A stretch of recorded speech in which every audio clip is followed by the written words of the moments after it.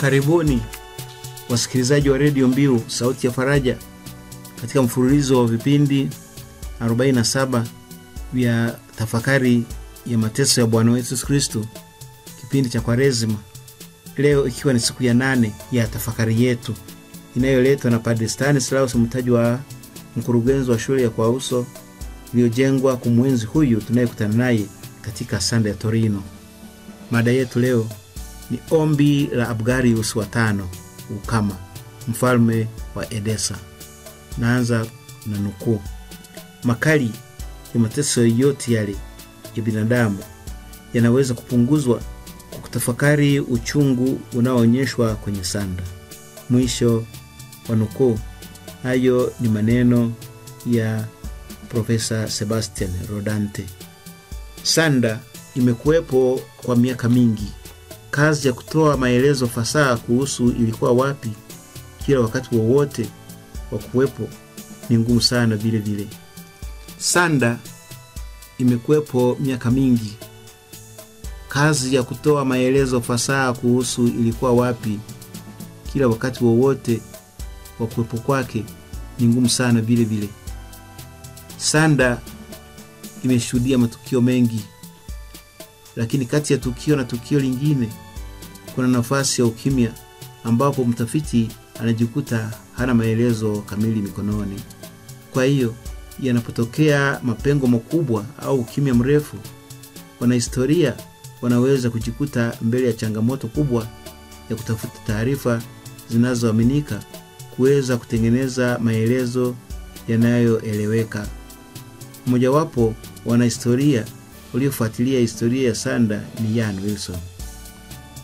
Maelezo yafuatayo yanayohusu jinsi sanda tuliyoona Golgotha alipofia na kuzikwa Yesu siku ya Ijumaa Kuu ya kwanza, kisha ikakutwa ndani ya kaburi la Yusufu Arimataya siku ya ufufuko wa Bwana, na hatimaye ikafika Edesa, yanategemea kazi ya mwanahistoria huyu makini. Ian Wilson ni mzaliwa wa Uingereza, lakini sasa ni raia wa Australia.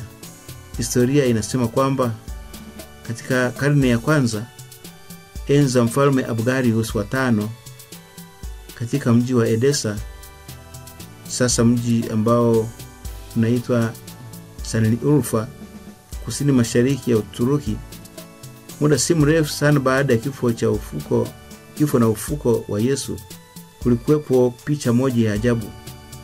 Picha hiyo ilionyesha kichwa cha mtu. Hoja ya Wilson ni kwamba picha hiyo ilionekana kama kichwa cha mtu ndiyo ilikuja kueleweka kwamba ni sanda baada ya kukunjuliwa. Kwa mujibu wa uchunguzi wa Ian Wilson, masimulizi ya kale sana yanasema kwamba mfalme Abgarius wa 5 au mfalme Ukama alipatwa na ugonjwa wa ukoma. Naye alikuwa amewahi kusikia kwamba huko Palestina kulikuwa na mtu mmoja mzaliwa wa Nazareti jina lake Yesu, na kwamba mtu huyo alikuwa na uwezo wa kuponya magonjwa kimiujiza, maana alikuwa nabii. Mfalme Abgarius alimwandikia barua Yesu akimuomba afike kwake Edesa amponye ugonjwa wake. Kwa mujibu wa masimulizi hayo, Yesu alijibu barua ya Abgarius akitoa udhuru na kueleza kwamba asingeweza kwenda mwenyewe kwa jinsi alivyokuwa amebanwa na majukumu, ila akukataa, bali aliahidi badala ya kwenda yeye atamtuma mwanafunzi wake mmoja aende Edesa kwa niaba yake na kumtimizia Abgarius ombi lake. Baada ya ufuko wa Yesu, ndipo mtume huyo alipokwenda Edesa akichukua shuka takatifu lenye sura ya uso wa Yesu. Huyo ni mtume Yuda Tadei. Alifika mbele ya mfalme Abgarius wa 5 amebeba shuka hilo na kuonyesha sura ya uso wa Bwana. Mara tu baada ya kuona picha hii, mfalme alisimama akaipokea na mara moja akapona kimiujiza. Tangu wakati huo, mfalme na watu wake wakashika imani Kikristo. Muonekano wa picha ile ulikuwa wa pekee na ajabu kiasi kwamba watu wakaipangia jina la Kigiriki akairopoiotos, neno linalomaanisha isiyofanyika kwa mkono, wakimaanisha kwamba hii sio picha ya binadamu, sio kazi ya kibinadamu. Ni jambo lililokuwa wazi kwa watazamaji wa enzi hizo kwamba hii ni picha ambayo haikuchorwa. Watakuwa walitambua kwamba utengenezaji wake hakuhitaji wala kuhusisha vyombo au njia za kawaida za uchoraji. Watu wa vizazi vyetu na wale waliofuata moja kwa moja baada ya pale waliendelea kuheshimu picha hiyo, wakiaminia kwamba haitokani na ufundi wowote ule wa uchoraji. Watu walisadiki kwamba picha hiyo ilitolewa na Yesu kimiujiza na kwamba ni picha ya mwili wake kwa ujumla na uso wake kifoni. Lakini sisi bado tunabaki na maswali matatu. La kwanza, je, ni kweli kwamba picha hiyo akairopoiotos ilionyesha uso wa Yesu? La pili, je, kitu hicho ndicho kitu kile kile tunachokiona katika sanda ya Torino leo? Na tatu, je, imetengenezwaje? Manake, je, ni ufundi au nguvu gani za maumbile zimehusishwa katika utengenezaji wake? Hapo awali, picha hiyo ya Edessa isiyofanyika kwa mikono ilifahamika kama picha ya uso wa mtu. Lakini baada ya miaka kupita, ilikuja kujulikana kwamba kumbe ni picha ya mtu mzima. Wanahistoria wengi wanafikiri kwamba kuna sababu nyingi za kumfanya mchunguzi atambue kwamba hiyo picha ya Edessa ni picha ile ile tuionayo leo katika sanda ya Torino.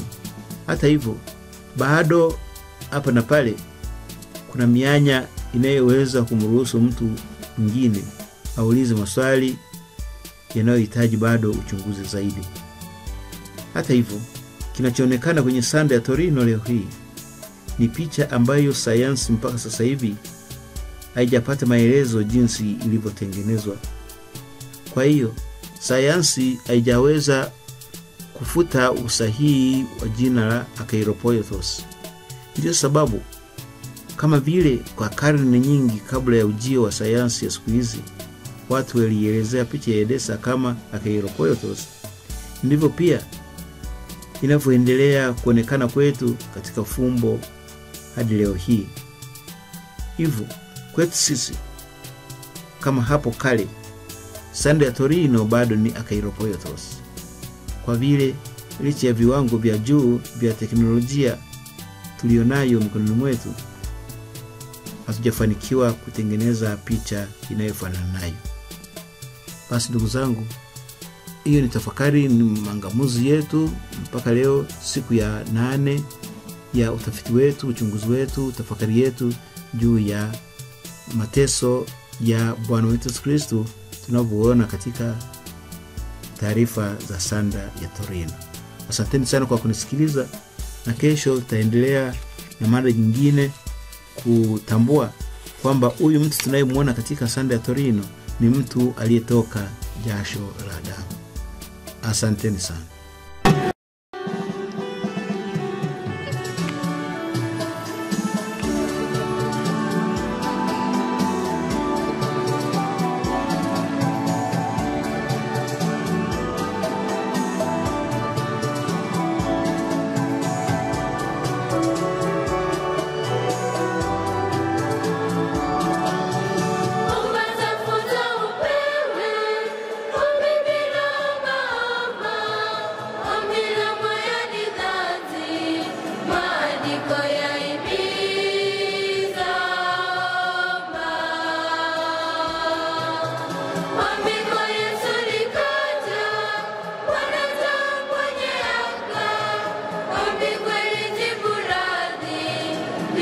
Saturday.